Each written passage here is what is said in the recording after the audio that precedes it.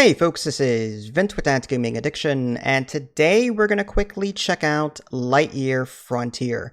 This is a game that you can find on Steam's Early Access program for about 25 bucks or so. When I stress early access, that means everything that you're about to see is most definitely subject to change. This game can be played single player or multiplayer. I have not had a chance to test multiplayer, and I only have about, I want to say, 1.5, 2 hours in the game right now, so this is going to be more first impressions. I bought the game myself, but if I happen to get press keys, I'll be happy to check out the multiplayer aspect of it. So I'm a sucker for games like this. This is an open world, cozy, very chillax. Do kids even use chillax anymore? I don't know. It's a very fleek game. I'm going to stop trying. Anyway, this is a very cozy, this is a very chill game. You get this mech, and you can actually get out of your mech and walk around as well. But primarily, you're going to use your mech because you've got various tools, and you're going to be harvesting resources from the environment, like getting wood, getting stone, and you're going to be building up bases around the map. And I have a couple right now.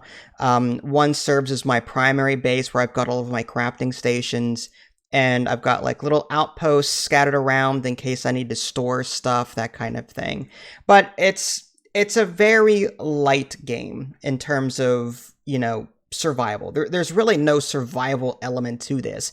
Another game that I would compare this to would be the Planet Crafter. The Planet Crafter really doesn't have any enemies per se. In the Planet Crafter, you're marooned on this planet that's inhospitable, and you're terraforming it. And in the meantime, you're trying to get food and water and maintain your oxygen supply and also build bases. But primarily, your ultimate goal is terraform the planet and explore the surrounding area. So I'm going to be making some comparisons back and forth. There are survival elements, albeit light, in the Planet Crafter. Whereas in this game, there is no food. There is no water. You can sleep at night, but there's no reason to other than to pass time. Like, there's really no reason to do that. And that's one small complaint that I do have with this game. I wish I could turn on some survival elements. But then again, some people might go, well, it's cozy and I like it the way it is. And I can completely understand that. There's a lot of games out there that are survival based. This game kind of does away with that, and some people will probably welcome that. So I'm hoping for some kind of like option in the future where some people can toggle on survival mode and other people can just keep the game chill as it is right now. But there is a day and night cycle, and the object of this game is not to terraform the planet per se, because it's already like you can breathe on it and stuff. It's got trees, it's got water. But like in other games that I've seen, you kind of walk around and clean the planet. You have this little water spray gun thing, and you walk around and spray slime. You've got a vacuum cleaner, and you can go around and vacuum up like these really bad looking plants, that kind of thing.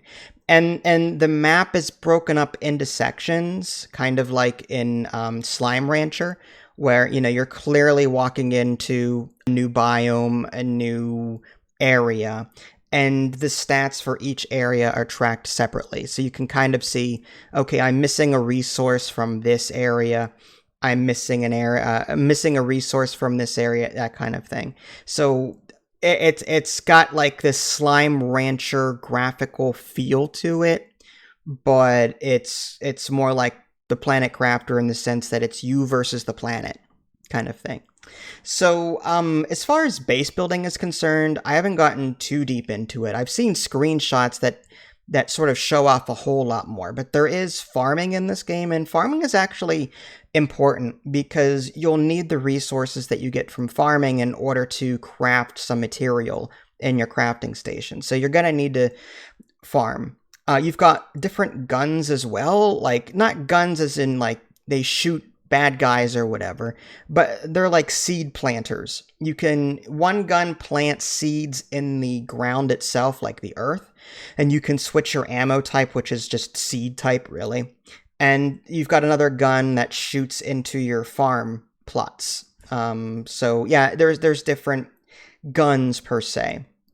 Now, as far as the rest of the game is concerned, when you're not base building and collecting resources, you're kind of just, yeah, you're just kind of chilling and enjoying the animals that you find in the environment. Speaking of animals, there are like you can craft this fodder and then feed animals directly for resources, like they poop out resources when you feed them, or you can feed nests. And when you go up to a nest and feed it, and you happen to feed all of the nests in a section, you get like you get like a bonus. I think the one bonus that I got for the one day was all of the resources regenerate next day, like tomorrow. Typically, resources regenerate, but like over time. Whereas if you completely feed the area for that day, the next day all the resources come back. Now, unfortunately, like there's no permanent reward there, meaning every day you have to go and feed all of the nests in the map, and if you don't remember where they are, it's kind of annoying. Like I found the 3 nests, but I couldn't tell you where they were because I have a terrible memory.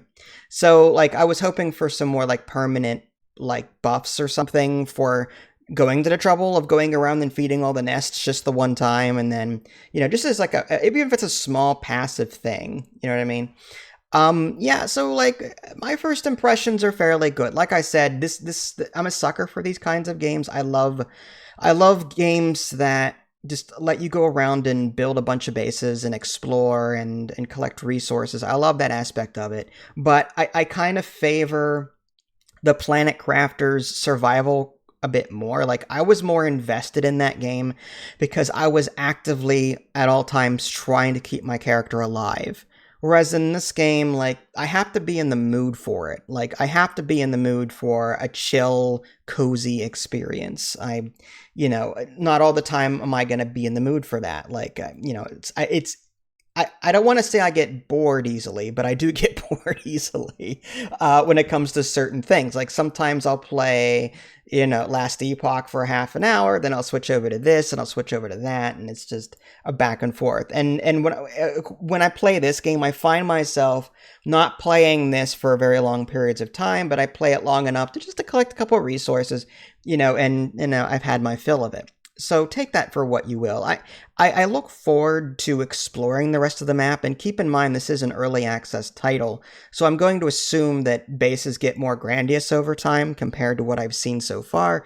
I'm hoping for more content, and I'm also hoping for, a survival option. So I've got more reason to build bases and keep myself alive. And I mean, graphically, it's fantastic. It's miles better than the Planet Crafter. But like I said, Planet Crafter has survival and this doesn't, so I'm constantly going back and forth between the two games. Slime Rancher doesn't have a whole lot of survival elements, food and water wise, but the slimes can kill you, or you can fall off cliffs or whatnot. In this game, your mech can fall over to humorous to humorous results, but you can flip it right back over by getting out and hitting a button.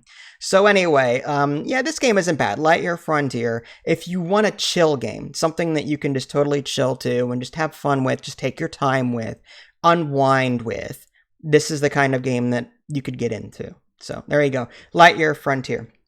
This is Vince. Thanks for watching. I'll catch y'all next time. Take care.